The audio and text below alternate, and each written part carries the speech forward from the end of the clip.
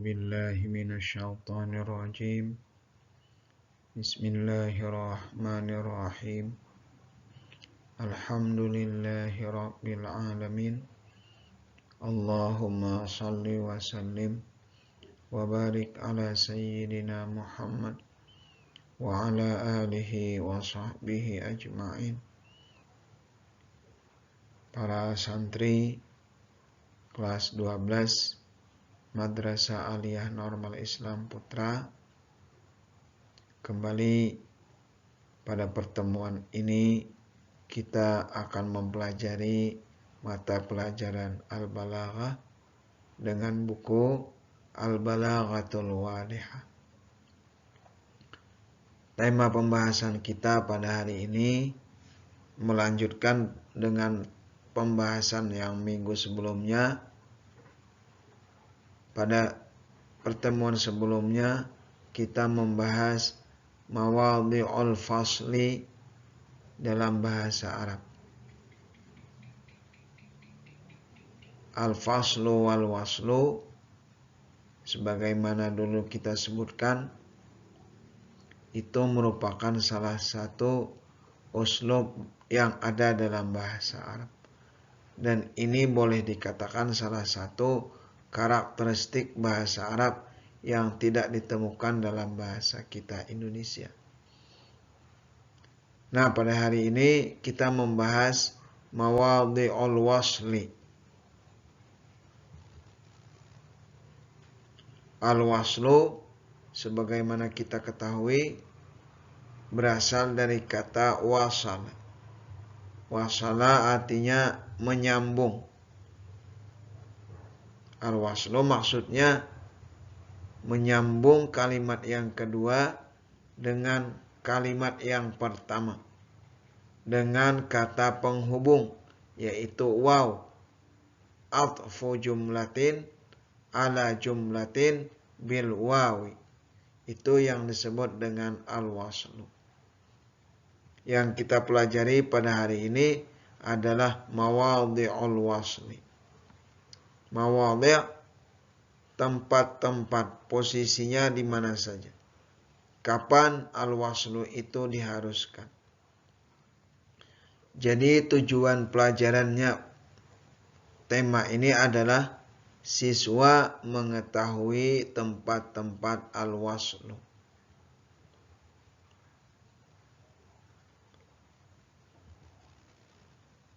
Yajibul waslu bainal jumlataini fi thalathati mawadhi'. Al-waslu itu diharuskan, diwajibkan antara dua kalimat. Kalimat yang kedua dihubungkan dengan kalimat yang pertama. Kata penghubungnya adalah waw. Itu pada 3 tempat. Pertama, idza qusida isyrakuhuma fil hukmil i'rabi. Maksudnya, kalau mutakallim atau penyair dalam perkataan itu menginginkan kedua kalimat tersebut i'rabnya sama. Karena dalam bahasa Arab, ketika dua kata dihubungkan dengan kata penghubung waw, maka kata yang berada sebelum kata penghubung dengan kata yang sesudahnya itu i'rabnya sama. Contohnya, qadima Aliyun wa Umaru. Sebelum kata penghubung waw adalah kata Ali, dan yang sesudahnya adalah kata Umar.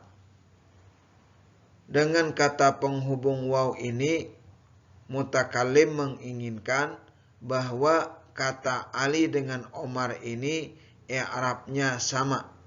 Dalam kalimat ini, kedua-duanya adalah sebagai pelaku dari kata qadima.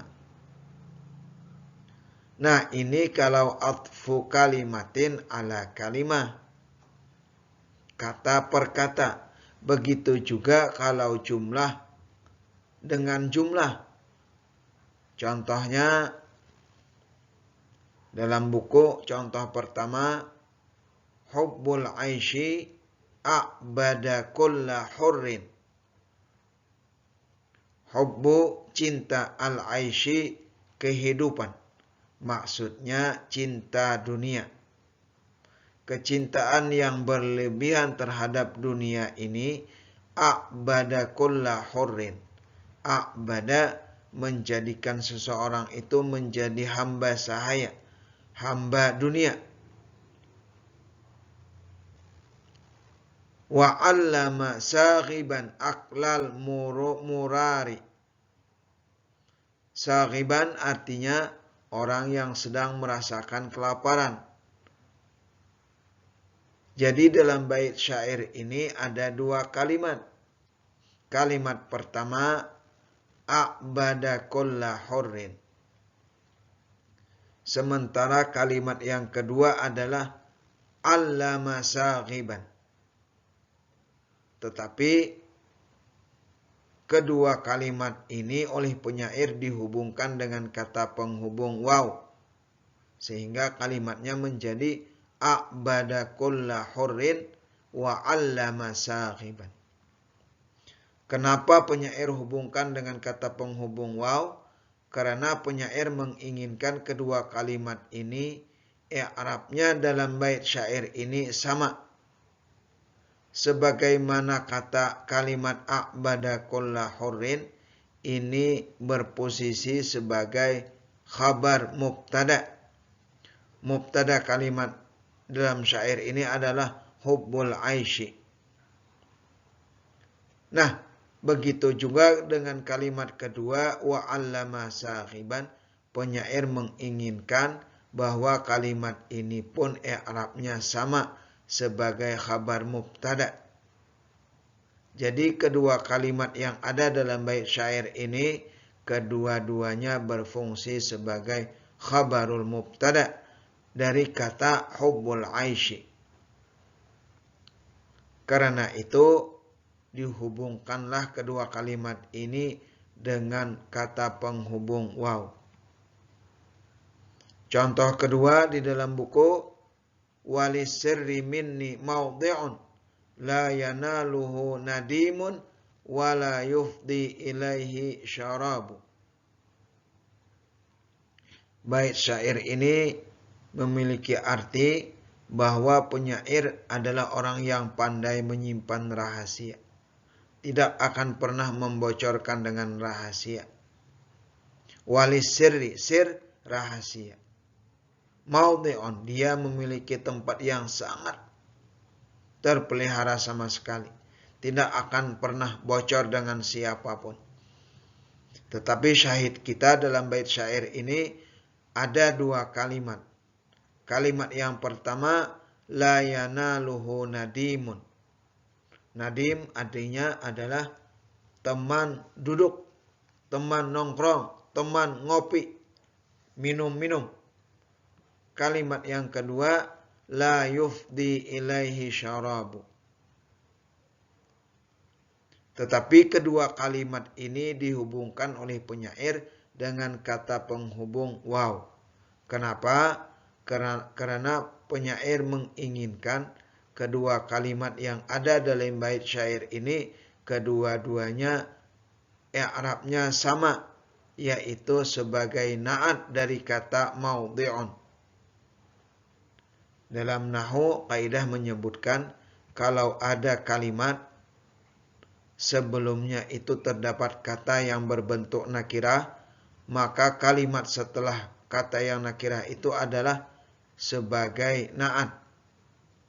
Nah, sebelum kalimat yang ada ini ada kata mawdi'un. Ini sebagai bentuk nakirah. Maka kaidahnya kalimat setelahnya itu berbentuk menjadi fungsinya sebagai na'at. Kata la yanaluhu nadimun sebagai na'at dari kata mawdi'un. Dan kata la yufdi ilaihi syarabun pun juga diinginkan oleh penyair dalam bait syair ini berfungsi sebagai na'at. Nah, ketika yang seperti itu penyair menginginkan dua kalimat tersebut menginginkan keduanya i'rabnya sama, karena itu dia hubungkanlah dengan kata penghubung waw. Itu pertama, al-mawdi'ul awal idza qusida isyrakuhuma fil hukmil i'rabi, maka di situ yajibul waslu. Kedua, yajibul waslu kapan? Idza ittafaqa khabaran au insya'an. Ittafaqa, kedua bentuk kalimat tersebut sama bentuknya. Kalau kalimat pertama bentuknya khabariyah, maka kalimat yang kedua pun bentuknya khabariyah. Kalau kalimat pertama bentuknya insya'iyah, maka kalimat yang kedua pun bentuknya insya'iyah. Kalau sama seperti itu, maka kedua kalimat tersebut harus dihubungkan dengan kata penghubung waw. Contohnya, yushammiru lil-lujji an saqihi wa yaghmuruhul mawju fis sahili. Kata yushammiru lil-lujji an saqihi ini bentuknya khabariyah. Sementara kalimat wa yaghmuruhul mawju fis sahili ini juga bentuknya khabariyah. Di mana katanya bait syair ini sebagai perumpamaan kepada seseorang yang menginginkan sesuatu yang terlalu besar, tetapi kemampuan yang dia miliki tidak menyanggupi hal itu. Berangan-angan besar, tapi kemampuannya kecil. Tapi syahid kita, kalimat pertama yushammiru lil-lujji an saqihi itu bentuknya khabariyah. Sementara kalimat wa yaghmuruhul mawju fis sahili itu pun berbentuk khabariyah. Karena kedua kalimat ini bentuknya sama, kedua-duanya khabariyah, maka penyair menghubungkannya dengan waw. Dan ini termasuk yajibul waslu. Harus dihubungkan dengan kata penghubung waw. Atau contoh kedua, wa adni ilal qurba, bukan qorta itu, salah. Wa adni ilal qurba al muqarraba nafsahu.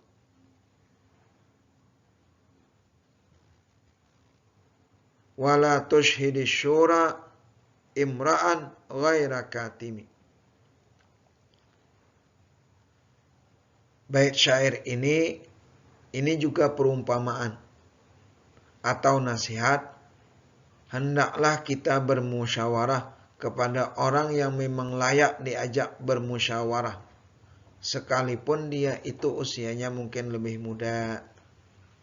Tetapi bait yang kedua, wala tushhidi syura, jangan kalian ajak bermusyawarah seseorang yang tidak pandai menyimpan rahasia.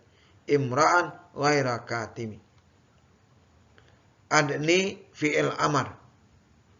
Fi'il amar ini kalimat yang berbentuk fi'il amar itu termasuk jumlah insya'iyah. Sementara wala tushhidi syura ini adalah bentuknya nahi. Dan nahi ini juga termasuk jumlah insya'iyah. Kedua kalimat yang ada dalam bait syair ini kedua-duanya berbentuk insya'iyah. Karena itu penyair hubungkan dengan kata penghubung yaitu waw. Ini al-mawdi'us tsani. Kaidahnya idza ittafaqa, kalau kedua-duanya itu ittafaqa sama bentuknya, baik itu kedua-duanya khabaran au insya'an atau kedua-duanya bentuknya insya', maka kedua kalimat tersebut harus dihubungkan dengan kata penghubung waw. Ketiga, idza ikhtalafa khabaran wa insya'an. Ikhtalafa, kedua kalimat itu berbeda bentuknya. Seperti pada saat penjelasan al-faslu. Misalnya kalimat pertama bentuknya khabariyah, tetapi kalimat kedua bentuknya insya'iyah. Atau sebaliknya, kalimat pertama insya'iyah dan kedua khabariyah. Maka ini pada pembahasan sebelumnya yajibul faslu. Tidak boleh dihubungkan dengan kata penghubung waw. Tetapi dalam pembahasan kita kali ini, kalau itu berbeda, kalimat pertama khabariyah, sementara kalimat kedua insya'iyah, tetapi wa auhamal faslu khilafal masyhur, kalau tidak menggunakan kata penghubung waw, maka mungkin yang mendengar akan salah memahami kalimat tersebut. Maka saat yang seperti itu harus dihubungkan kedua kalimat tersebut dengan waw. Contohnya di dalam buku la wa barakallahu fika. Kalimat ini kita ucapkan tujibu bidzalika man qala hal laka hajatun usa'iduka. Kalau ada orang yang menawarkan bantuan kepada kita, terus kita ucapkan kita tidak perlu bantuan. Setelah itu kita doakan dia. Barakallahu fika. Semoga Allah memberikan keberkahan kepadamu. Nah, dalam ucapan la wa barakallahu fika terdapat dua kalimat. Kalimat pertama la sebagai jawaban dari kata tawaran untuk memberikan bantuan. Hal usa'iduka, apakah saya bisa memberikan bantuan kepada Anda? Kita jawablah, tidak perlu. Saya tidak memerlukan bantuan Anda sekarang. Tetapi sebagai ucapan terima kasih kita, terima kasih terhadap keinginan baik dia, kita doakan dia. Barakallahu fika. Artinya semoga Allah memberkati Anda, memberikan keberkahan pada Anda. Berarti dalam kalimat ini terdapat dua kalimat. Kalimat pertama la. Kalimat la ini jawaban dari kata tawaran memberikan bantuan tadi. Maka bentuknya adalah khabariyah. Sementara barakallahu fika ini bentuknya doa. Dan doa itu termasuk uslub yang berbentuk insya'iyah. Berarti kedua kalimat yang ada dalam perkataan ini berbeda. Kalimat pertama la berbentuk khabariyah. Kalimat yang kedua barakallahu fika bentuknya doa insya'iyah. Tetapi di sini yang mengucapkan mutakallim menyambungnya dengan kata waw. Kenapa? Sebab kalau tidak disambungkan dengan kata waw, maka menjadi la barakallahu fika. Barakallahu fika, doa semoga Allah memberkati Anda. Ketika ditambah dengan la artinya tidak. Kalau tidak dipisah dengan kata waw, maka kemungkinan mukhatab akan salah memahaminya. Mungkin dia akan memahaminya doa semoga kita tidak mendapatkan keberkahan dari Allah. Karena berbunyi la barakallahu fika. Semoga Allah tidak memberkahi Anda. Nah, untuk menghindari kesalahpahaman itu, maka diwajibkan kata ini dihubungkan dengan kata penghubung waw. Sehingga menjadi la wa barakallahu fika. Artinya saya tidak memerlukan bantuan Anda, tetapi saya ucapkan terima kasih. Semoga Allah memberkahi dengan Anda. Nah, itulah 3 mawadhi' yang mengharuskan kedua kalimat dihubungkan dengan kata penghubung waw. Al-Qa'idah, aturannya Silahkan kalian buka bukunya. Kaidah yang pertama, yajibul waslu bainal jumlataini, diharuskan uslub waslu menghubungkan dua kalimat dengan kata penghubung waw fi thalathati mawadhi'.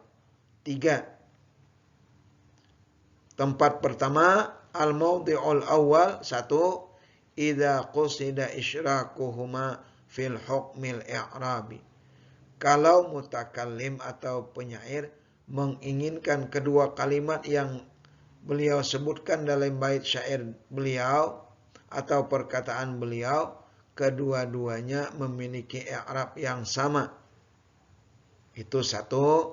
Kedua, idza tafaqa khabaran au insya'an, kalau kedua kalimat tersebut bentuknya sama. Sama-sama khabariyah atau sama-sama insya'iyah. Ketiga, yajibul waslu, maka diharuskan kalimat itu dihubungkan dengan kata penghubung waw. Idza ikhtalafa khabaran wa insya'an, sekalipun berbeda kedua kalimat tersebut bentuknya, tetapi kalau tidak dihubungkan dengan kata penghubung waw, maka akan mengakibatkan kesalahpahaman dalam memahami ungkapan tersebut. Maka saat yang seperti itu, untuk menghindari kesalahpahaman tersebut, harus ditambah dengan kata penghubung waw. Itulah 3 tempat yang mengharuskan kedua kalimat dihubungkan dengan kata penghubung waw. Para santri sekalian yang berbahagia, demikianlah pembahasan kita yang ada dalam pembahasan ilmu ma'ani, yaitu pembahasan al-faslu wal waslu. Al-faslu, dua kalimat yang tidak dihubungkan dengan kata penghubung waw, terpisah. Kemarin juga memiliki salasati mawadhi', 3 tempatnya. Tempat pertama, kapan yajibul faslu? Yajibul faslu saat kedua kalimat tersebut bainahuma ittihadun tam, koneksi yang kuat, kedua-duanya memiliki koneksi yang kuat. Koneksi yang kuat ini bisa disebut dengan kamalul ittisal. Kamalul ittisal bentuknya 3, bisa terwujud 3 bentuknya.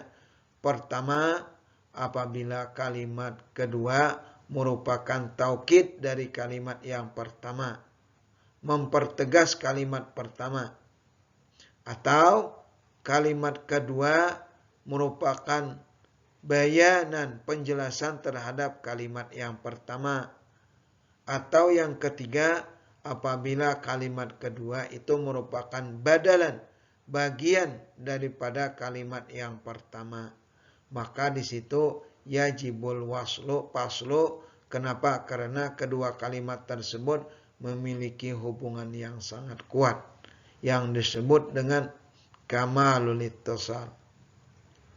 1. Yang kedua, yajibul faslu kapan? Apabila antar kedua kalimat yang disebutkan itu sebaliknya, bertolak belakang, tabayunun tam, tidak memiliki koneksi yang sama sekali. Tidak memiliki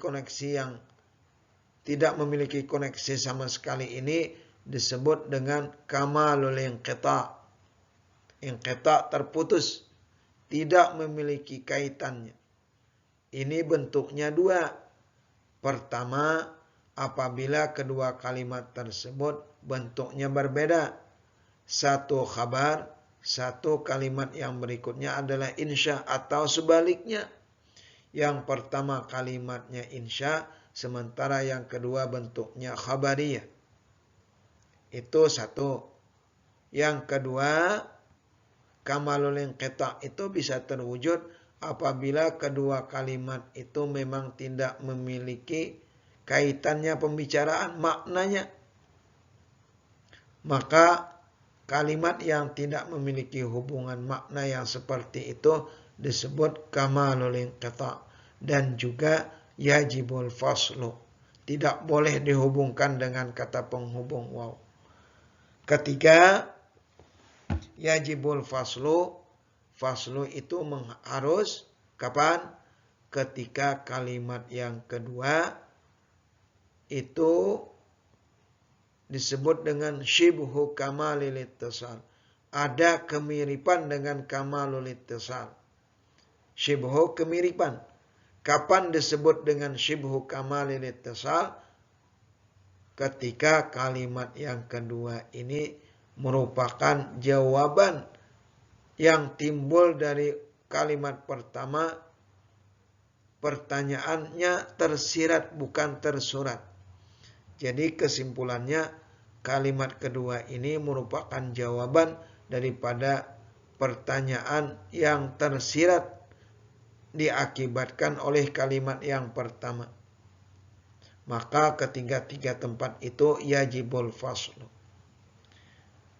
Dan juga yajibul waslu juga tiga tempatnya. Pertama, idza qusida isyraquhuma fil hukmil i'rabi. Yang kedua, idza tafaqa khabaran au insya'an. Yang ketiga, idza ikhtalafa khabaran wa insya'an. Tetapi wa auhamal faslu khilafal maksud. Kalau tanpa dihubungkan, maka orang akan memilih kemungkinan salah memahaminya. Maka saat itu yajibul waslu. Para santri, semoga Allah Subhanahu wa taala selalu menuntun kita dan menganugerahkan kepada kita ilmu yang bermanfaat serta kemampuan mengamalkannya dalam kehidupan nyata. Amin ya rabbal alamin. Hadanallahu wa iyyakum ajma'in. Assalamualaikum warahmatullahi wabarakatuh.